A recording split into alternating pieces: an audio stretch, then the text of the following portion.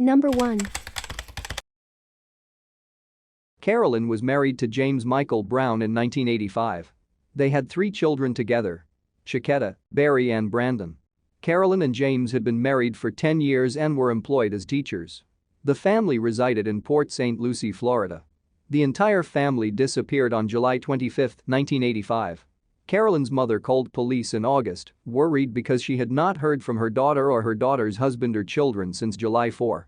Investigators did go to the Brown home but were initially unconcerned, as there were no obvious indications of foul play inside the residence. Carolyn's purse was located in a corner of the garage. Inside it, every piece of her identification had been cut up. An uneaten meal was spread out on the dining room table. One of the rooms in the house had been freshly painted. A closer look revealed that the paint had covered up bloodstains on the walls, but this was not noticed until later. The family was officially listed as missing after the next school year began, and neither Carolyn nor James reported to teach. Later, James called Carolyn's sister and told her she could have everything inside his home. Carolyn's sister asked where the rest of the family was and James replied, "Out there." James resurfaced in Savannah, Georgia, several weeks after his family's disappearances. He checked into the hospital under the name Demetrius Jones and stated someone had robbed him and shot him in the head. His true identity was discovered and he admitted he had murdered his wife and children and tried to take his own life. James told authorities that he shot Carolyn while she slept inside their home during the night of their disappearances. James said that Brandon was sleeping beside his mother. He claimed that he smothered the child with a pillow, then disposed of both of their bodies in Palm Beach County, Florida. He told investigators that he drove Chiquetta and Barry to Brunswick, Georgia along Interstate 95 on July 17, 3 days after Carolyn and Brandon were murdered. James said he shot Barry in the head and his daughter in the face, then disposed of their remains along the highway. A jury acquitted James in Carolyn and Chiquetta's deaths in late 1985. He was never charged with Brandon and Barry's homicides, as authorities were not certain of the location of the presumed murders. Extensive searches of the areas produced no evidence as to the family's whereabouts, and some investigators believe James lied about where he disposed of the bodies. Several court-appointed mental health professionals diagnosed James as a paranoid schizophrenic. He stated he heard voices and saw visions. He was committed to a Florida mental health facility after the court's decision in 1985.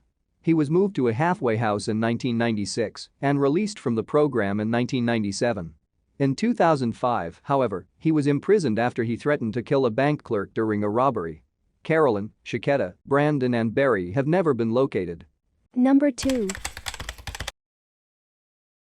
Pamela was last seen at approximately 8:30 p.m. on July 20, 1989, by an employee of Fast Forward Video, a store she and her husband, Robert Brooks Page, owned at Peoria and 67th Avenues in Glendale, Arizona. The employee told authorities that Page behaved normally at that time and talked about future plans to open another store. Robert claimed that Page was sick the following morning, July 21, and would not be reporting to work. He then told employees that he had to run errands and would return later in the day. Robert arrived at their store again sometime after 4 p.m. He handed a 2-page letter to one of the workers that was supposedly written by Pamela. The note stated that she and her husband had marital problems and Page had left the area with a friend named Sarah, who supposedly frequented their store. The letter also stated that Pamela took $8,000 in cash with her and would not be returning. According to the letter, Pamela parked her yellow 1981 Corvette in a donut shop parking lot in Phoenix, Arizona. Robert located the vehicle there sometime later, but there was no sign of his wife. She has not been heard from again. Robert claimed that she disappeared from their home between the hours of 8 a.m. and 4 p.m. on July 21 while he was away on his errands. Pamela's employees, friends and family were shocked by the developments. Many argued that it was against Pamela's nature to write such a note.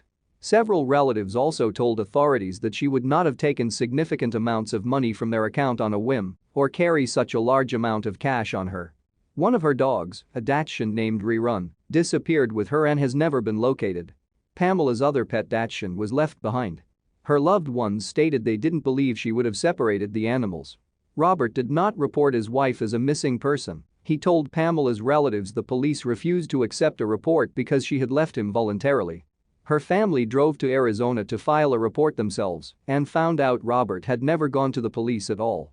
The Peoria residence owned by the couple was searched and Pamela's identification and jewelry was found inside. When questioned by authorities, Robert later admitted that he wrote and signed Pamela's goodbye note. He also stated he drove her Corvette to the Phoenix parking lot and took a taxi back to their home in the 6700 block of Shangri-La Road in Peoria. Investigators have been unable to identify the mysterious friend, Sarah. Pamela's family had never heard anything about a person named Sarah prior to Pamela's disappearance, and there is speculation that Sarah may not exist. After Pamela's disappearance, Robert declared bankruptcy for her video store. Pamela's family said the store was doing well financially and about to expand, and there was no need for a bankruptcy. Robert also sold Pamela's car. Investigators discovered that the sale arrangements had been made prior to Pamela's disappearance. It is unknown if she knew about this. Robert filed for divorce just weeks after Pamela's disappearance and stated she had left him voluntarily and taken $60,000 in savings. He hired a private investigator to locate her, but nothing came of the investigator's efforts. A witness claimed that he possibly spotted Pamela walking near her video store on 67th Avenue and Greenway in Glendale on July 24, 3 days after she apparently disappeared. The sighting is unconfirmed. Robert continued to live in the home he shared with Pamela until his death from cancer in 2009. He was never charged in his wife's case. Foul play is suspected in her disappearance. Number 3. Anderson was employed as a legal secretary at the law offices of James Rabbitt and J. Feldstein on East Manhattan Boulevard in Toledo, Ohio in 1981. She was last seen at the business on August 4 of that year. Her employers discovered that the radio was turned on and their desks were prepared for the day upon their arrival at work. Unclaimed mail had been placed inside the front door handle and a romance novel Anderson was reading was opened on her desk. There was no sign of her elsewhere in the building. Her purse and car keys were missing, but her vehicle was locked in the parking lot outside of the office. She didn't leave a note on the door, which was her usual habit whenever she had to step out of the office during work hours. Anderson has never been seen again. She left a substantial amount of money behind in her bank account, and her social security number has not been used since her disappearance. Anderson had received suspicious phone calls at work in the weeks prior to her disappearance, which seemed to disturb her. Her family reported that she also suffered from recurring nightmares about being attacked by a man. Anderson's employers installed an emergency buzzer at her desk during the summer of 1981. She also kept the office's doors locked at all times. This was due to the harassing calls and ominous messages. There have been several suspects in Anderson's disappearance, none of which have been officially ruled out in her case by investigators. Anthony and Nathaniel Cook, two brothers convicted of 9 murders in the Ohio area between them in the 1980s, have denied any involvement in Anderson's case. Another convicted murderer currently imprisoned in Ohio is thought to have possibly been involved in her disappearance as well, though any connection has never been established and the man has never been publicly identified. Convicted drug dealer Jose Rodriguez Jr. and his attorney, Richard Neller, are also suspects in Anderson's case. Neller worked with Anderson's law firm during 1981, and authorities theorized that she may have overheard conversations between Neller and Rodriguez concerning drug deals prior to her disappearance. Investigators believe the information may have led to Anderson's possible abduction and/or murder, though this has never been proven. An informant testified at Rodriguez's trial in 1995 that Rodriguez confessed to killing Anderson, but the testimony was ruled to be unreliable. Both Rodriguez and Neller are currently imprisoned due to drug convictions. No one has been charged in connection with Anderson's disappearance. Anderson is described as a devout Christian fundamentalist who enjoyed her job and family life in 1981. She had a boyfriend and many friends. Anderson was planning to quit her secretarial job 2 weeks after her disappearance in order to attend Bible college. Her family has stated it would be extremely uncharacteristic of her to vanish without explanation for her loved ones. Anderson's parents are both deceased. Her mother died of cancer in 1983 and her father died in 2008. In her father's obituary, it was noted that Anderson preceded him in death. Her case remains unsolved. Number 4. Andrea was last seen at approximately 6 p.m. on July 11, 1993, near her family's residence in the 4800 block of Southeast Ebtite Avenue in Port Salerno, Florida. Her mother's boyfriend gave her permission to walk to a friend's residence on Flounder Avenue and the Port Salerno grocery store on Salerno Road. 2 witnesses observed Andrea walking towards the business shortly afterwards, which was 2 blocks from her home. An employee at the store told authorities that Andrea purchased potato chips and candy with some change she had, then departed the business. On her way back, some people she knew drove past her and she waved at them. She may have been collecting empty soda cans near Commerce Avenue and Seward Avenue at the time of her disappearance. Her friend said that Andrea never arrived at her home. She has never been seen again. Her mother arrived home from work at 10:10 p.m. and realized Andrea wasn't home. She searched the neighborhood, which is known for its drug traffic, before reporting the child's disappearance to police at 11 p.m. Claude Davis, a Port Salerno resident who was convicted of child molestation in an unrelated case, was considered the prime suspect in Andrea's disappearance. A photo of him is posted with this case summary. He went to the police a few days after the child vanished and claimed he had seen Andrea being forced into a maroon four-door Oldsmobile by 4 or 5 Hispanic men. He said he didn't try to intervene because he was too afraid. Davis later told authorities that Andrea died after an accidental fall on the night she vanished. He claimed that he panicked afterwards and put her body in a dumpster and never reported the incident until November 1993, 4 months after Andrea was last seen.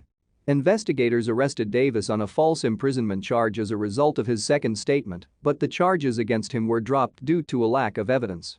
Davis later claimed he was not involved in Andrea's disappearance, and his story about witnessing her abduction by several men was the true account. When police asked him to take a lie detector test, he refused. A landfill in Martin County, Florida was searched in December 1993, 5 months after Andrea disappeared. Investigators were looking for her remains at the time, but the search yielded few clues. The porch of Davis's residence was burned down in April 1994. He claimed that the arsonist was a person who thought he was involved in Andrea's disappearance. Davis was on probation for molestation charges at the time of the fire. In 1999, he was sent to prison for 9 years for violating the terms of his probation by having contact with his victim. Chester Duane Price was charged with Andrea's kidnapping and murder in November 2012, 19 years after her disappearance. He was living in Haleyville, Alabama at the time of his arrest. A photo of Price is posted with this case summary. He has an extensive criminal record, including convictions for assault and drug-related charges, as well as sex crimes. The crux of the case was Davis's testimony. He was cooperating with the investigation and testified before a grand jury that he and Price forced Andrea into Davis's 1978 van, and Andrea bit Price in the hand in an unsuccessful attempt to escape. The two men murdered her and disposed of her body the next day. Davis could not face charges for his alleged role in Andrea's disappearance because his constitutional right to a speedy trial would be violated. The state was legally obliged to either file formal charges against him within 175 days of his false imprisonment arrest in 1993 or let him go. Prosecutors were unable to find enough evidence to try Davis before the time limit ran out, so they were forced to release him. In the summer of 2013, Davis died suddenly at his home at the age of 76. His death seriously compromised the case against Price, which relied heavily on Davis's testimony. As a result, in 2014, the prosecution offered Price a plea deal. He pleaded no contest to manslaughter and kidnapping a child under 13 and was sentenced to 10 years in prison. With credit for time served, Price will serve less than 9 years. A no contest plea means the defendant doesn't admit guilt but acknowledges there is enough evidence to convict him if the case should go to trial. Andrea resided with her mother's boyfriend and her half-sister at the time of her disappearance. They moved from Dayton, Ohio to Florida in September 1992. Foul play is suspected in her disappearance due to the circumstances involved. Number 5. One of Maria's friends reported her missing on March 22, 1976. She missed a doctor's appointment that same day. Maria's husband, Hernan Reyes, said she had packed her belongings into 2 suitcases and left their house in the 1100 block of Ringwood Avenue in Pompton Lakes, New Jersey on March 19. However, investigators have questioned her physical ability to do that, given her state of health. Her best friend stated she could barely walk unaided, never mind carry 2 suitcases. Maria and Hernan, who had no children, were in the process of a divorce in 1976. Maria had left her husband in 1974 and returned to their native Chile, but went back to the United States in early 1976. Hernan reportedly did not want to care for his wife during her illness or pay her medical bills. He filed for divorce in January 1976, citing their previous separation.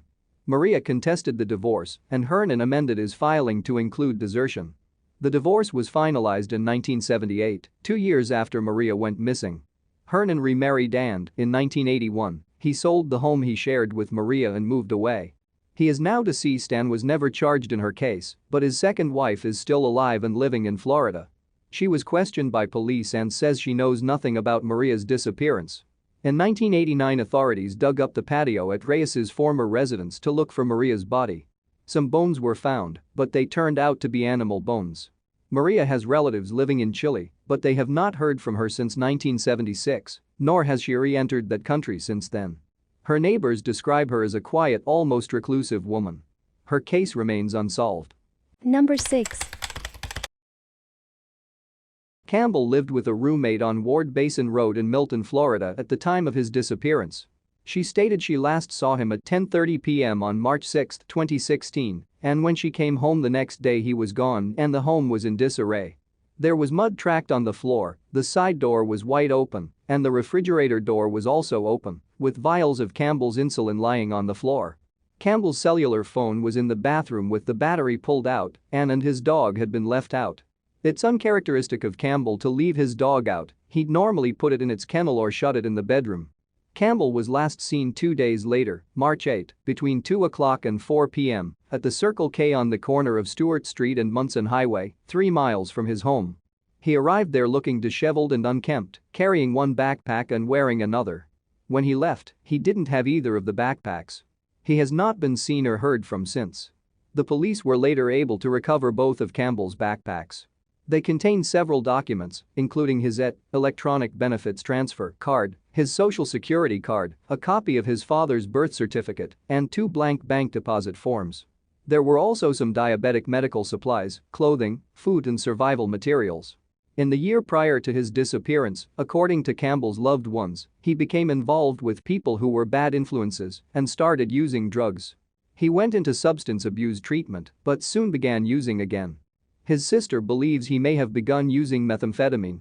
Methamphetamine would have had a very bad effect on his diabetes. In January 2016, while he was pulling out of the same Circle K he later disappeared from, he crashed his car. No one was injured in the accident, but his car was totaled, and Campbell was rushed to the hospital for what was termed diabetic seizures. He lost his driver's license as a result of the seizure diagnosis, lost his job because he was unable to get to work, and applied for disability benefits. In the ensuing 2 months before he went missing, because he was out of work, he was having severe financial problem and lost a great deal of weight. His family thinks drugs may have been a factor in his disappearance. They stated that when they checked Campbell's home after he went missing, it was obvious that it had been used as a drug den for some time, and they found a makeshift meth lab in the attic. Campbell's family is suspicious of his roommate, Tania Reyes, and think she knows more about his disappearance than she has disclosed. She forged Campbell's father's name on 7 of his checks after Campbell disappeared and was arrested on multiple charges as a result. After bailing out of jail, she went on the run and was a fugitive for over a year before being arrested in California. Prior to his disappearance, Campbell had been threatened and had talked about arming himself for protection. He told one friend he wanted to go off the grid. However, his family doesn't think he would have gone for this long without letting them know he was all right. He is considered missing under suspicious circumstances, and his case remains unsolved. Number 7. Jane was last seen at her mobile home at the Bonaire Mobile Home Lodge in Iowa City, Iowa at 2:30 p.m. on September 6, 1975. She has never been heard from again. Initially it was thought that she had left with a religious cult which was active in the area, but her family did not believe she would have joined a cult. When investigators searched the cult's camp they found no sign of Jane, and the theory was thus discredited. Jane was separated from her husband, John, in 1975. She had filed for divorce about 6 months before she vanished and was seeing another man. Their friends stated Jane wanted to have children, but John did not, and they believed this was a cause of the couple's marital problems.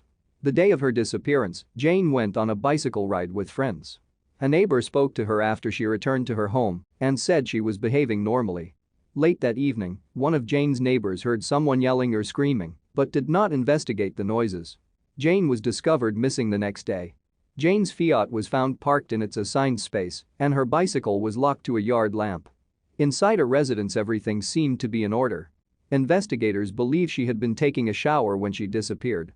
They administered many lie detector tests to eliminate suspects in her case, but one person of interest refused to take one. Shortly after Jane vanished, an informant told police a friend of his had confessed to her murder. Jane's body was supposedly cremated and scattered along Interstate 80.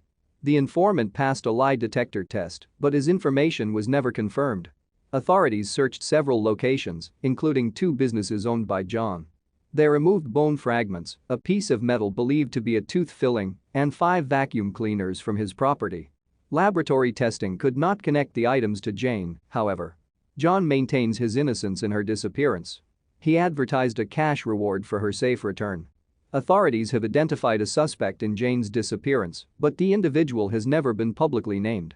Jane was employed as a math and reading teacher at Penn Elementary School in North Liberty, Iowa in 1975. Her disappearance was reported by the school principal when she did not show up for work. She grew up in the Minneapolis, Minnesota area and attended Morningside College in Sioux City, Iowa for a year before she met John. Jane married him in 1967 and continued her studies at the University of Iowa. She graduated in 1970. She is considered missing under suspicious circumstances, and her case remains unsolved.